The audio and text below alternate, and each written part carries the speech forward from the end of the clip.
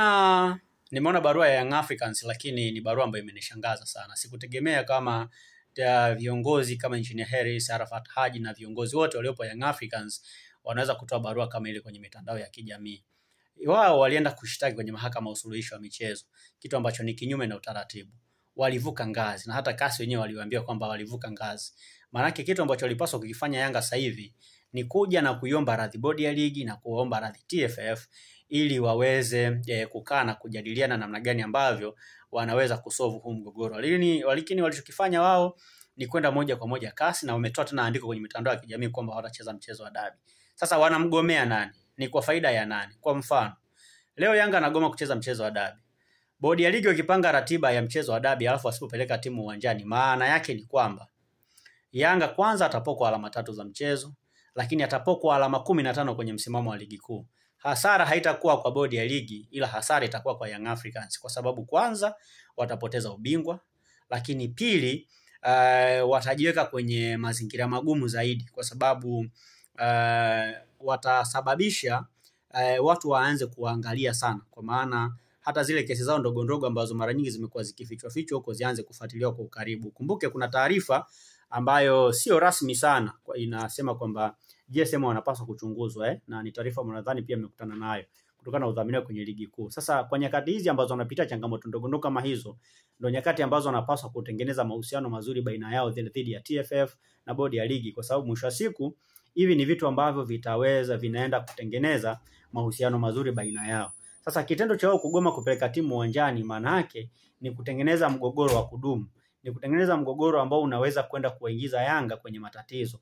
Ni kutengeneza mgogoro ambao unaweza kuwafanya Yanga waweze kujikuta kwenye wakati mgumu zaidi. Kwa hiyo walipaswa kukubali kucheza dabi ili maisha mengine yaendelee. Lakini kitendo cha kugoma kupeleka timu uwanjani maana yake ni kukaidi maagizo ya bodi ya ligi.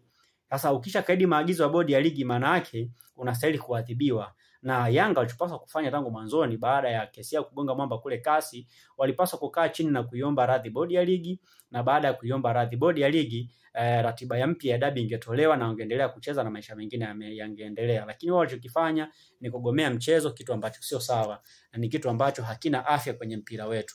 Yanga inaongozwa na viongozi waadilifu sana, inaongozwa na viongozi wenye uelewa mkubwa na mpira wa Tanzania, inaongozwa na viongozi ambao wana heshima kubwa na mpira wa Tanzania.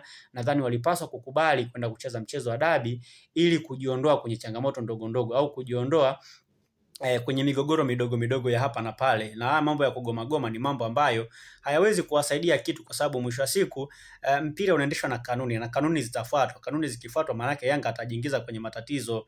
Lakini pia kitu kingine, Yanga wanasema kwamba hawana imani na TFF na viongozi wa bodi ya ligi. Sasa kwa kawaida ili viongozi hawa waonekane kwamba hawafai, inabidi vilabu vyote vya ligi kuu vipige kura ya kutokuwa na imani na viongozi wa bodi ya ligi na viongozi wa TFF. Sasa kama vilabu havitapiga kura hiyo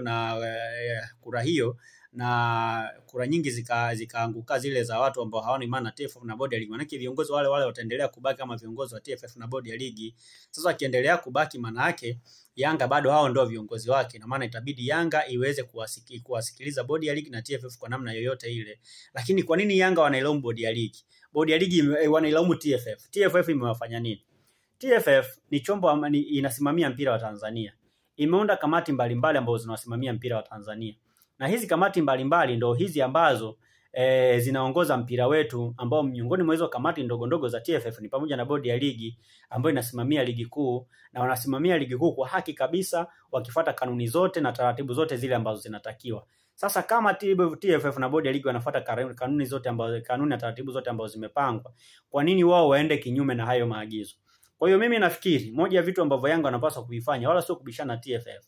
Yanga wanapaswa kukaa chini na TFF, kujadiliana kuona namna gani ambavyo wanaweza wakamaliza huu mgogoro na mchezo wa dabi ukachezwa kama kawaida na maisha mengine yakaendelea.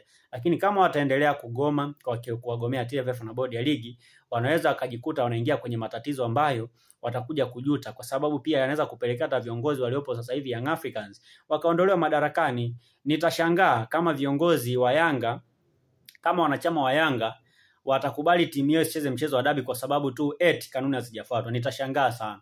kwa sababu hivi ni vitu ambavyo huwa mara nyingi vinafanyika kwa maslahi mapana ya mpira wetu, sio kwa interest za mtu mmoja mmoja. So ukiona TFF bodi ya ligi wanaahirisha mchezo kwa sababu maalum, maana yake Young Africans wanapaswa kusikiliza kile ambacho bodi ya ligi wanakidemand. Lakini pia mpira wetu umefika kwenye stage ambayo kila mtu anataka kujiona yeye mbabe. Sasa huu ni wakati wa TFF kuwakomesha Young Africans, lakini pia huu ni wakati wa Young Africans kuwakomesha TFF na bodi ya ligi. Maana yake hivi vitu vyote vinaenda sambamba. Yaani kama mtu anamkomesha mwenzake kwa level yake. Na mimi nitakuja kutoa mtazamo wangu hapo mbele. Lakini kwa nini nasema Yanga wakomeshe bodi ya ligi? Kwa sababu Yanga wakiwakomesha bodi ya ligi, maana bodi ya ligi watafuata kanuni. Na ndio TFF nayo pia itanyooka, itaanza kufuata taratibu zote ambazo zimepangwa. Na hapo ndipo ambapo kila mtu atapata haki yake kama ambavyo inatakiwa. Lakini pia kila mtu akifuata utaratibu unavyotakiwa, maana yake kila mtu atapata haki yake kwa nafasi yake. Hakuna mtu ambaye atakuwa anaonewa. TFF hataonewa, Yanga hataonewa, bodi ya ligi hataonewa. Kila mtu atapata haki yake kutokana na namna ambavyo anaendesha mambo yake. Maana yake wao watu wanakomeshana, na hapa ndipo ambapo maisha yatakwenda vizuri zaidi. Lakini mtazamo wangu mimi kwenye hili swala, ni kweli TFF na bodi ya ligi walikosea. Kuna sehemu walikosea, sio kwamba wao walikuwa perfect zaidi. Lakini Yanga wanapaswa kukaa tu kubaliana na hawa watu, kwa sababu watu ndio wanaendesha mpira wa Tanzania, ndio wenye dhamana ya kuendesha mpira wa nchi, ndio wenye dhamana ya kufanya mpira wetu ukue ama ushuke. Sasa sio jambo zuri kwa Yanga kuendelea kubishana na TFF, sio jambo zuri kwa Yanga kubishana na bodi ya ligi, si jambo zuri Yanga kugomea mchezo. Wapeleke timu uwanjani, wacheze mechi imalizike, then tuone hapo baadaye itakuwaje. Lakini for now wanapaswa kuhakikisha kwamba mambo yote yanakuwa settled na mechi ya dabi inachezwa kama kawaida. Hii swala kugomea dabi mimi ni swala ambalo sijaliafiki hata kidogo. Wanapaswa kukubali tu mambo yaweze kwenda sawa. Wanasema nyonga mnyongea, lakini haki yake mpeni. TFF kama chombo cha mpira kimefanya kazi kubwa sana. Sio lazima Yanga wabishane na TFF na bodi ya ligi. Wakae tu chini wazungumze, yamalize, mechi ya dabi ichezwe, alafu baada ya hapo maisha mengine yaendelee. Haya masuala ya kutunishana misuli, kugoma, kufanyaje, ni masuala ambayo hayawezi kuwa na faida kwenye mpira wetu. Ligi yetu imekuwa kubwa sana. Yanga wamechangia kuipandisha ligi yetu, kwa hiyo itakuwa jambo zuri kama watakaa kwa pamoja na kumalizana na mambo mengine yaweze kwenda sawa kama ambavyo tunatarajia. Haya mambo ya kugoma haya tuachane nayo, hayawezi kutusaidia. Ni mambo ambayo yanaenda kurudisha mpira wetu nyuma, na mimi binafsi yangu sitamani tuzidi kurudi nyuma zaidi. Natamani kuona mpira wetu unakuwa zaidi, unazungumzwa zaidi barani Afrika kama ambavyo sasa hivi umeanza kuzungumzwa. Engineer Harris ni mtu mtiifu sana. Arafat Haji pia the same, ni viongozi waadilifu sana, ni viongozi ambao wana uwezo wa kukaa na TFF na kuzungumza nao na mambo yakakaa vizuri na shughuli zote za kimichezo zikaendelea kama kawaida.